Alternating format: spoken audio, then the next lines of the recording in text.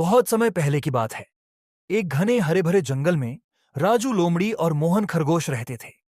वे दोनों बचपन से ही दोस्त थे। वे साथ खेलते, साथ घूमते और एक दूसरे की मदद करते। जंगल के अन्य जानवर उनकी दोस्ती की मिसाल दिया करते थे। एक दिन दोनों ने जंगल के दूसरी ओर जाने का फैसला किया।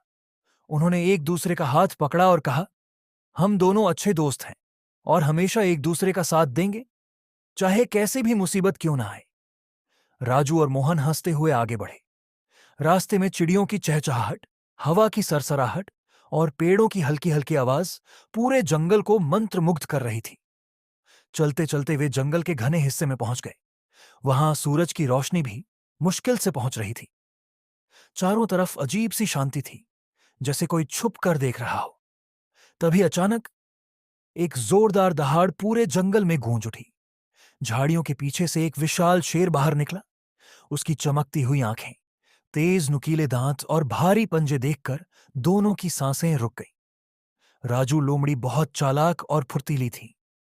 उसने बिना एक पल गंवाए झट से पास के एक ऊंचे पेड़ पर छलांग लगा दी और ऊपर चढ़ गई। अब वह पूरी तरह सुरक्षित थी, लेकिन बेचारा मोहन खरगोश, वह कहां जाता?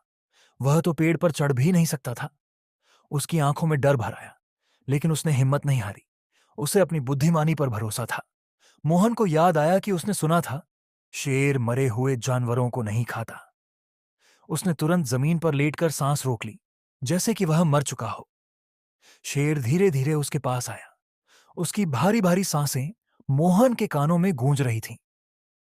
सू ग सू ग। शेर ने उसे ध्यान से सूंघा।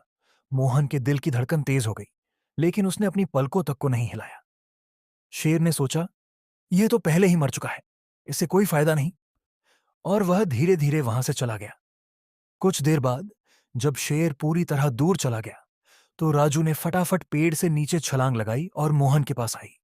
वह हंसते हुए बोली, अरे मोहन, मैं देख रही थी कि शेर तुम्हारे कान के पास कुछ फुसफुसा रहा था। उसने क्या कहा? मोहन धीरे से मुस्कुराया, अपनी धूल भरी आंखों को झपकाया और बोला, शेर ने कहा कि सच्चे दोस्त वही होते हैं जो मुश्किल वक्त में साथ दें, न कि जो डरकर भाग जाए। यह सुनते ही राजू शर्म से पानी पानी हो गई। उसे अपनी गलती का एहसास हुआ। माफी और नई शुरुआत। राजू ने सिर झुका लिया और कहा, मुझे माफ कर दो मोहन, मैं बहुत स्वार्थी निकली। मैंने अपनी जान बचाने के बारे में सोचा, लेकिन तुम्हारा बिल्कुल ख्याल नहीं किया। मुझे अपनी गलती का एहसास हो गया है। मैं आगे से हमेशा एक सच्चे दोस्त की तरह तुम्हारे साथ रहूंगी। मोहन ने उसकी आंखों में देखा। उसे राजू के पछतावे में सच्चाई दिखी। वह मुस्कुराया और कहा, कोई बात नहीं, दोस्ती में माफी मांगना और माफ करना दोनों जरूरी होते हैं। दोनों ने एक दूसरे को गले लगाया और फिर से अच्छे दोस्त बन गए।